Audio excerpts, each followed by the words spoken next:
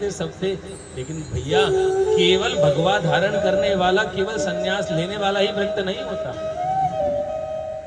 बोले जिसके जीवन में परम संतोष है, जिसके जीवन में परम शांति है, जिसके जीवन में परमात्मा है, उससे बड़ा विरक्त कोई नहीं है। इसलिए विरक्त इंद्रियार्थेषु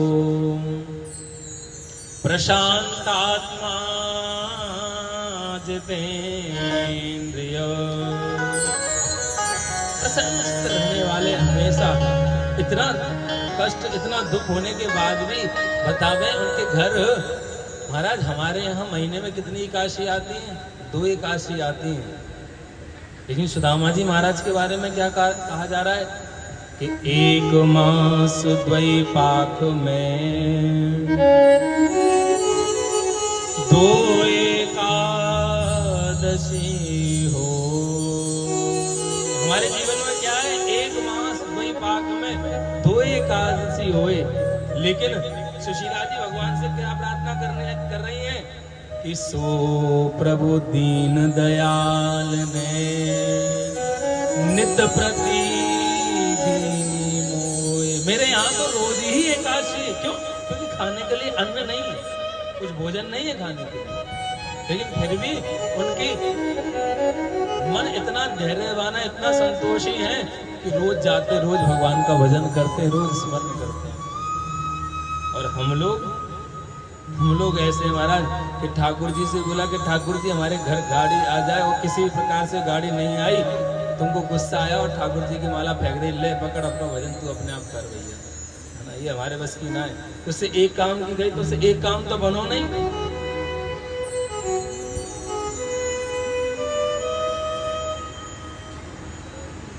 पड़ोसी की 2 हो गई, हमारी एक भी नहीं भैया।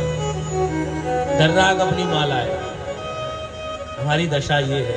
लेकिन सुदामा जी महाराज, श्रीराम जी महाराज इतना सब कुछ घर में होने के बाद भी रोज भक्ति, बच्चे जो है भूखे रहते हैं, उन भूखे बच्चों को देख करके सुशीला जी रोज कहती है कि प्रभु कुछ तो व्यवस्था करो, मुझसे मेरी भूख सहन हो जाएगी। आपको भूखा देख सकती हूँ, कोई माँ अपने बालकों को भूखा नहीं देख सकती। अरे माँ तो वो रूप होता है कि यदि 2 रोटी घर में है ना तो पहले बालकों को खिलाएगी, अगर बच गया तो 2 टूक उसमें से खा लेगी, नहीं तो जब बालक ने 2 रोटी खा ली ना, माँ वैसे ही पेट भर जाता है, वैसे ही प्रसन्न हो जाती है। आज माँ ने बालकों को देखा, जब लौट करके आए तो श्री सुदामा जी महाराज बालकों को समझाने के लिए कुछ पत्थर उठा लाए, और पत्थरों को उठा करके ला करके चूल्हा चेता दिया। चूल्हा जला करके एक कढ़ाई में, एक पात्र में वो पत्थर डाल दिए और कहने लगे देखो मैं तुम्हारे लिए आलू लेकर के आया हूँ, आज बढ़िया साग बनेगा घर में, और जब हम मिल बांट के खाएंगे, चलो जब तक साग तैयार है रहो तब तक हम कृष्ण कथा करते हैं। बालकों को नीचे बिठाते हैं और स्वयं ऊपर बैठ करके कृष्ण कथा गाते हैं, कृष्ण जी के चरित्रों को सुनाते हैं, उनकी लीलाओं को सुनाते हैं, और उनकी लीलाओं को सुनाते सुनाते सुनाते बालकों को नींद आ जाती है, सो जाते हैं। श्री सुशीला जी कहती हैं कि महाराज तुम कब तक ऐसा करोगे? आज सुदामा जी से कहना बंद कर दिया। श्री द्वारकाधीश की एक ठाकुर जी की प्रतिमा रखी थी माँ, जिसकी सेवा करते थे, सेवा की प्रतिमा रखी, और सेवा की प्रतिमा के पास जाकर के सुशीला रोने लगी, प्रभु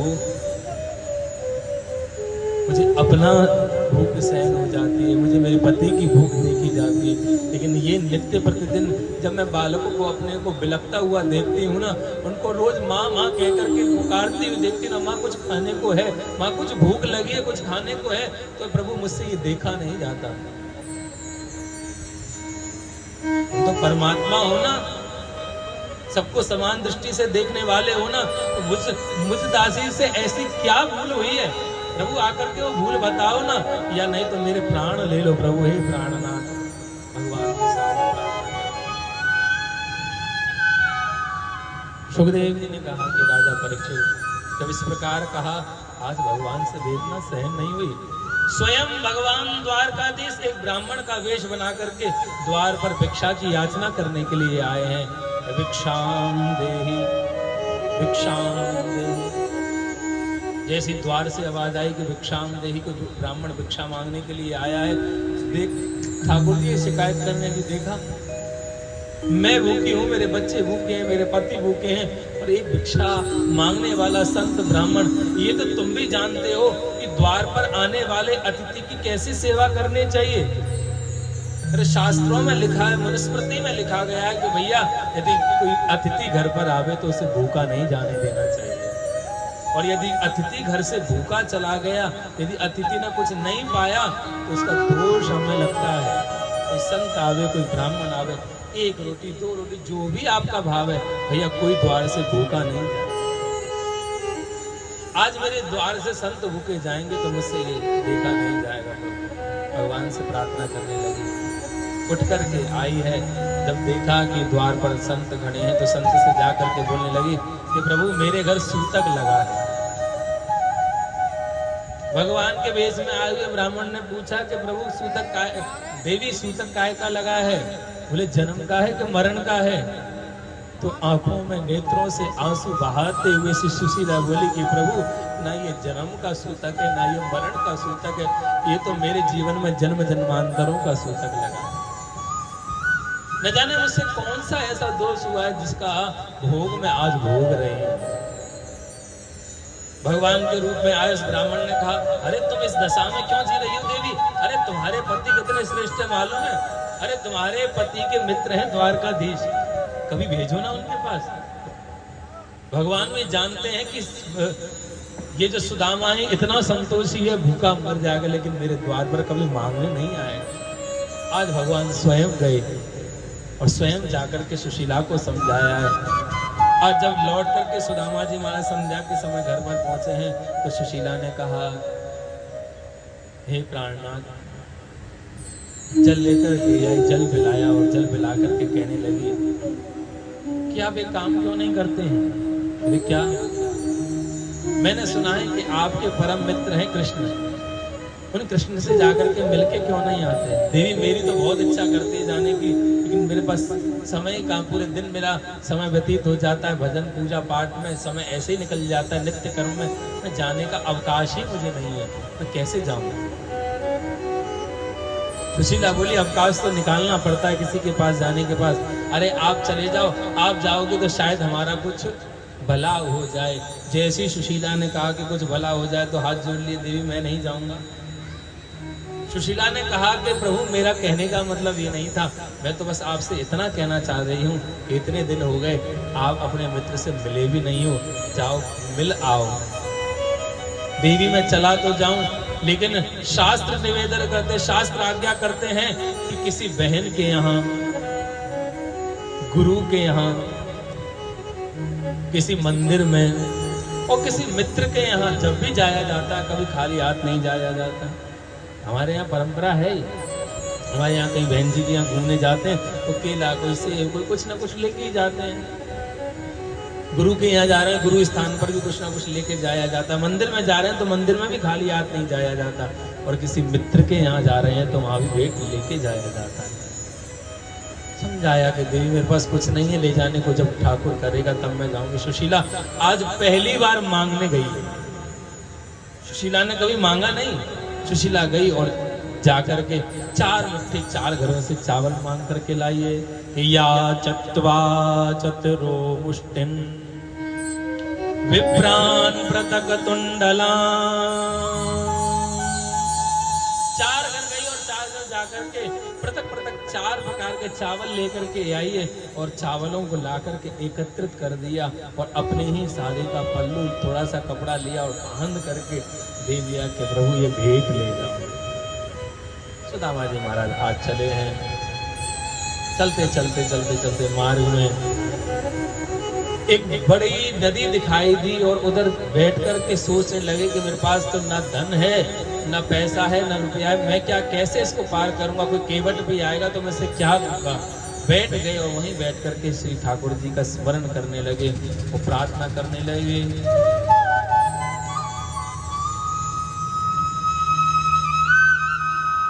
कि एक तू ना मिला,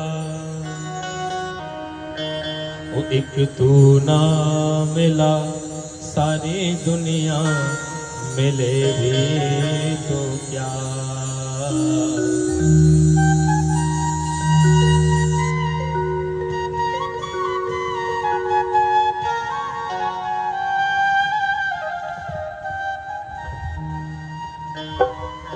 एक तू ना मिला सारी दुनिया मिले भी तो क्या,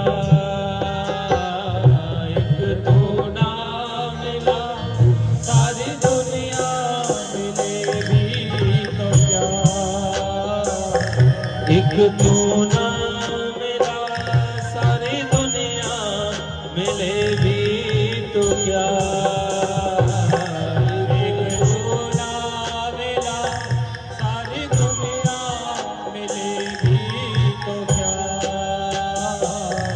मेरा दिल खिला सारी बगिया खिले भी तो क्या, मेरा दिल खिला सारी बगिया खिले भी तो क्या, एक तू ना मिला।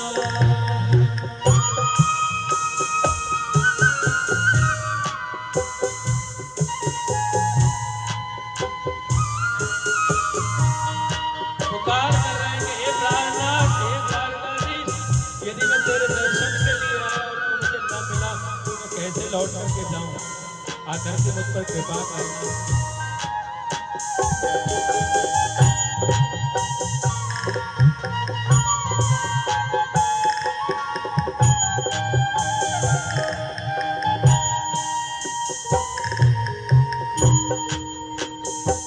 ओ तकदीर की मैं कोई भूल हूँ, डाली से बिछड़ा हुआ फूल हूँ, तकदीर की मैं कोई भूल हूँ, डाली से टूटा कोई फूल हूँ, हाँ तकदीर की मैं कोई डाली से बिछड़ा हुआ फूल हूँ, तकदीर से मैं कोई भूल हूँ, डाली से टूटा कोई फूल हूँ, वो साथ तेरा नहीं, ओ साथ तेरा नहीं, वो संग दुनिया चले भी तो क्या,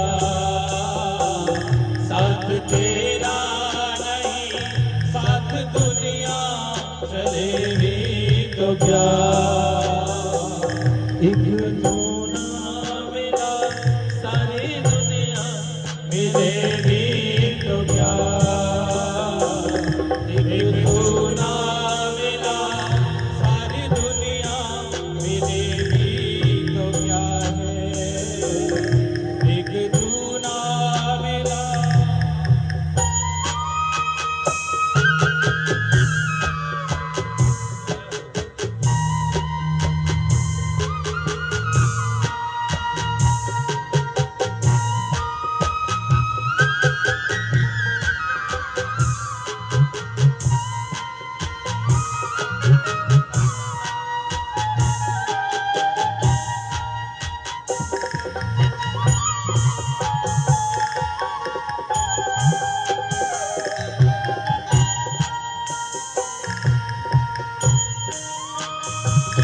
ओ धरती हूँ मैं और तू है गगन, होगा कहाँ तेरा मेरा मिलन, धरती हूँ मैं और तू है गगन, होगा कहाँ तेरा मेरा मिलन, ओ धरती है तू और मैं हूँ गगन, होगा कहाँ तेरा मेरा मिलन, धरती हूँ मैं और तू है गगन, होगा कहाँ तेरा मेरा मिलन, लाख फेरे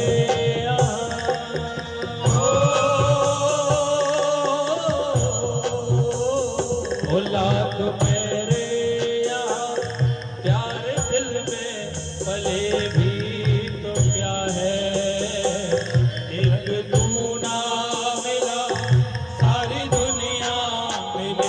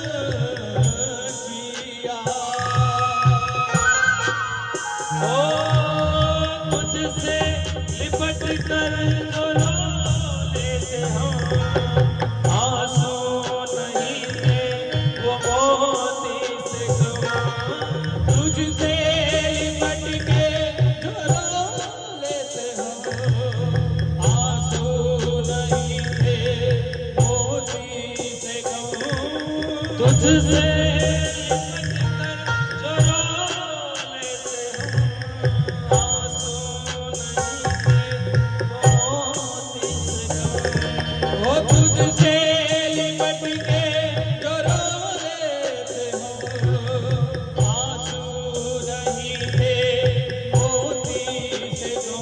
तेरा नाम नहीं,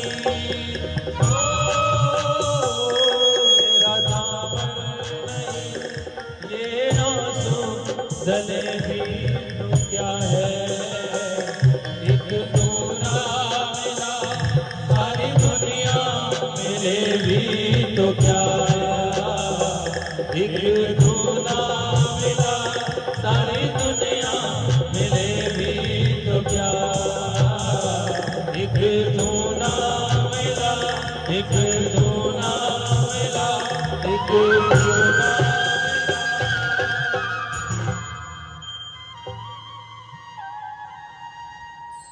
तो सुदामा जी महाराज आज बैठ करके स्मरण कर रहे हैं कि एक तू ना मिला सारी दुनिया मिले भी तो क्या। जैसे बैठ करके प्रार्थना कर रहे हैं तो श्री द्वारकाधीश वहीं प्रकट हो गए। केवट के रूप में है, कोई है भैया पार जाने वाला, कोई चल रहा है। नेत्र खुले तो देखा कि कोई केवट आया है, कोई ले जाने वाला, पार लगाने वाला। केवट के पास दौड़ करके गए कि भैया पार तो मुझे जाना है, लेकिन मेरे पास देने के लिए कुछ नहीं है, मैं क्या दूंगा, मेरे पास कुछ देने के लिए नहीं है। लेकिन उस केवट ने भी कहा कि भैया चिंता मत करो, तुम्हें जाना कहाँ है। बोले कि मेरे परम मित्र श्री द्वारकाधीश के पास जाना है। बोले ओहो द्वारकाधीश के पास जाना है, मैं भी उनका ही दास हूँ। चलो आप उनके मित्र हैं तो मेरे पूजनीय आप हुए, चलो मैं आपको पार उतार देता हूँ। तो भगवान स्वयं केवट बन करके आए, श्री सुदामा जी महाराज को पार उतारा है और सुदामा जी महाराज को मार्ग बताया। श्री सुदामा जी महाराज जहाँ द्वारका है, द्वारका में पहुंचे और द्वारका में पहुंच करके बड़े बड़े महलों को देख रहे हैं। बड़े बड़े महलों को देख करके पता नहीं लगा पा रहे कि भगवान का महल है कौन सा। जब द्वारका में पहुंचे तो देखा एक द्वारकावासी आया, पूछा भैया द्वारका कहाँ है। बोले यही द्वारका है, जाना कहाँ है आपको। बोले कि मुझे श्री कृष्णचंद्र महाराज से मिलने के लिए जाना है, वो मेरे मित्र हैं। मार्ग बताया कि भैया तुम ऐसे सीधे चले जाओ और सीधे जाओगे तो एक बड़ा सा महल दिखाई देगा, वही दरबार श्री द्वारकाधीश का है। वहीं अपने प्रेमियों से, वहीं अपने भक्तों से वो मिलते हैं। गए और जाकर के द्वार के महल पर पहुंचे हैं और द्वार के महल पर जब धीरे धीरे सुदामा जी पहुंचे तो वहां पर कुछ द्वारपाल खड़े नजर आए। द्वारपालों ने देखा तो सोचने लगे कोई गरीब ब्राह्मण आया है, कुछ दान लेने आया होगा, तो दान के लिए आए हैं तो इनको थोड़ा सा कह देंगे, थोड़ा इंतजार करो, शाम को लेकर के जाना, यहाँ से कोई भी खाली हाथ जाता नहीं है। ये स्वयं द्वारकाधीश का दरबार है। आज जब वहां पहुंचे श्री सुदामा जी महाराज तो द्वारपाल पर खड़े थे। द्वारपाल उन्होंने पूछा कि भैया तुम कौन हो। तो उन्होंने बताया कि मैं द्वारकाधीश का परम मित्र हूं महाराज, और मैं श्री द्वारकाधीश से मिलने के लिए आया हूं। पहले तो उन्होंने परिहास किया कि ऐसा मित्र हमने तो कभी आते देखा है, तो चतुरानंद आते हैं, पंचानंद आते हैं, बड़े बड़े राजा आते हैं तो बड़ी बड़ी सवारियों पर बैठ करके आते हैं, ये भगवान के सखाएं, ये भगवान के मित्र हैं। लेकिन आज पहली बार देख रहे हैं कि कोई ऐसा मित्र तो मित्र नहीं हो सकते। भैया मैं उनका मित्र हूँ, मैं बचपन का मित्र हूँ, वो संग पढ़े हैं और संग पढ़ करके हमने एक साथ शिक्षा प्राप्त करी है। तुम जाकर के बोलो तो सही कि तुम्हारा मित्र सुदामा आया है, और यदि वो मना करेंगे तो मैं लौट जाऊंगा। सेवक ने समझाया कि भैया द्वारकाधीश का समय विराम करने का है, इस समय प्रभु किसी से मिलते नहीं है। संध्या के समय जब दरबार लगेगा तो दरबार में आना, दरबार में आकर के तुम्हारी याचना सुनी जाएगी। और सुदामा जी महाराज ने अपने नेत्रों में जल भर करके बोला कि भैया मैं आज अपने घर पर अपने बालकों को अपनी पत्नी को छोड़ करके आया हूँ। यदि मैं संध्या शाम तक लौटा नहीं ना तो वो मेरी चिंता करेंगे। भैया तुम जाकर के बोलो ना, एक बार बोलो कि तुम्हारा मित्र सुदामा आया है, और यदि सुदामा नाम सुन के भी कृष्ण यदि ना आवे ना तो मैं यहाँ से लौट जाऊंगा। भैया इतना विश्वास है अपने मित्र के ऊपर। आज सुदामा जी महाराज के कहने पर वह जो सेवक है, सेवक गया और सेवक ने जाकर के द्वारकाधीश भोजन प्रसादी से ही उठे थे और भोजन प्रसादी से उठ करके जा ही रहे थे शयन कक्ष में, विराम कक्ष में। इतने में सेवक को देखा, मैन द्वारपाल को देखा तो समझ गए कोई सूचना आई है। पूछा कि क्या सूचना लेकर के आए हो, कौन आया है? तो पूछा कि कौन आया है, क्या सूचना है? तो बताया कि प्रभु कोई और नहीं, कोई मित्र आया, कोई गरीब ब्राह्मण है, आपको अपना मित्र बताता है। परिचय क्या है उसका, परिचय तो दो। तो द्वारपाल ने परिचय दिया, शीश पगाना जगातन पे प्रभु जाने को आए बसो केही ग्राम। दोती भटी लटी दुपटी और पान की नहीं क्षमा। द्वार कड़ो बिज दुर्बल रयो चकिसो वसुधा विरामा। पूछत दीन दयाल कोना बतावत आपनो नाम सुदामा। बतावत आपनो नाम सुदामा। द्वारकाधीश ने जैसे ही सुना द्वार मेरा सुदामा मेरा मित्र मुझसे मिलने आए, दौड़ पड़े। पीतांबर भगवान का कहीं गिरा, अपीड़ भगवान का कहीं गिरा है, भगवान की वंशी कहीं गिरी। दौड़ पड़े जाकर के अपने सखा को अपने हृदय से लगा दिया, हृदय से लगा करके खूब बोलने लगे। श्री ठाकुर जी सुखदेव जी वर्णन कर रहे हैं कि हे राजा परीक्षित, आज भगवान ने जब अपने मित्र को देखा तो अपने मित्रों के आंसुओं को रोक नहीं पाए, लाए और ला करके सुदामा जी महाराज ने अपने मित्र को बिठाया। मित्र को बिठा करके रुक्मणी को आदेश दिया, जाओ जा करके जल लेकर के आओ। और जब जल लेने गए हैं तो थोड़ा विलंब हुआ। भगवान ने अपने ही दोनों नेत्र से धार जो बह रही है उसी से श्री सुदामा जी महाराज का पाद प्रक्षालन कराया है। और श्री सुदामा जी महाराज अपने मित्र से पाद प्रक्षालन। अब देखो महाराज, स्वयं जगत के नारायण, जगत के पति, जगदाधार, जगदीश्वर, जगत नियंता श्री कृष्ण चंद्र महाराज क्या कर रहे हैं? एक ब्राह्मण के चरणों को धो रहे हैं। क्यों? उनको क्या जरूरत पड़ गई किसी ब्राह्मण के चरणों को वो अपने अश्रुओं से धोने की? बोले कि किस लिए धो रहे हैं? कारण कुछ और नहीं भैया, प्रेम का कारण है। श्री ठाकुर जी महाराज प्रेम के कारण अपने भक्तों से इतना स्नेह करते हैं। आज मित्र द्वार पर आया तो मित्र की इतनी सेवा करी, इतनी सेवा करी, मित्र को भी लगा कि आप मेरा परम मित्र श्री द्वारकाधीश भगवान के पाद प्रक्षालन कराई। रुक्मिणी मैया ने देखा, सारी रानियां आकर के खड़ी हुई देख रही कि कौन मित्र आया। भगवान दौड़ करके गए। आज देखा तो देख करके पहली बार ऐसे किसी ब्राह्मण को देखा जिसके चरणों में भगवान बैठे। नहीं तो द्वारकाधीश अपने सिंहासन पर बैठते हैं, कोई भी आता है उसका आसन अलग लगता है, लेकिन आज पहली बार देखने कोई मित्र आया और ऐसा मित्र जिसके चरणों में बैठ करके भगवान उससे स्नेह कर रहे हैं। कौन है? भगवान ने परिचय दिया, ये परम मित्र हैं मेरे बचपन के, श्री सुदामा जी महाराज हैं। जाओ इनका प्रबंध करो। प्रबंध करने के लिए आज्ञा दी, स्नान इत्यादि की करवाया, स्नान इत्यादि कराकर भोजन प्रसादी बनाकर के श्री ठाकुर जी महाराज अपने शयन कक्ष में ले गए और शयन कक्ष में ले जाकर के सेवा कर रहे हैं, चरण सेवा कर करके पूछ रहे हैं, मित्र अब सुनाओ तुम कैसे हो। मित्र ने कहा कि भैया सब ठीक है। वार्ता हुई दोनों भैयाओं में, पूछा कि भैया विवाह हो गया? बोले हाँ भैया विवाह हो गया। और भाभी जी कैसे? बोले ठीक है।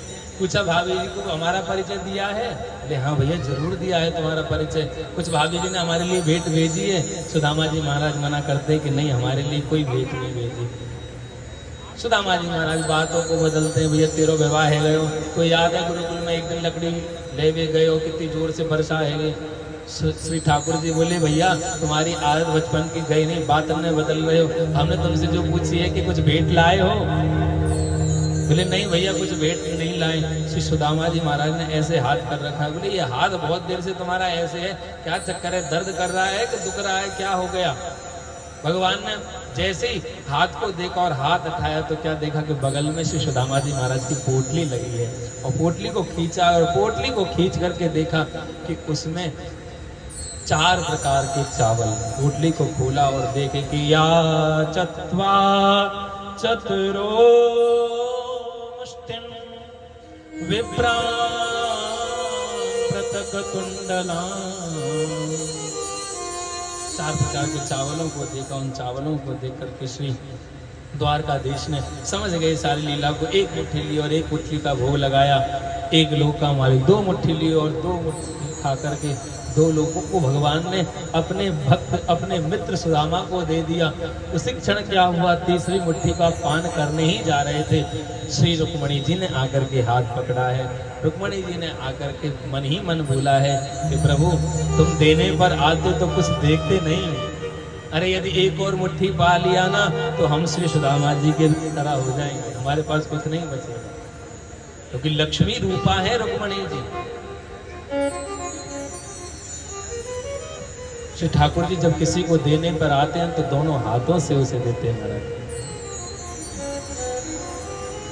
आज सुखदेव जी वर्णन कर रहे हैं कि दोनों मित्रों का मिलन हुआ है और दोनों मित्रों ने बड़े स्नेह के साथ आज मिलाप किया और श्री सुदामा जी महाराज की विदाई करी है।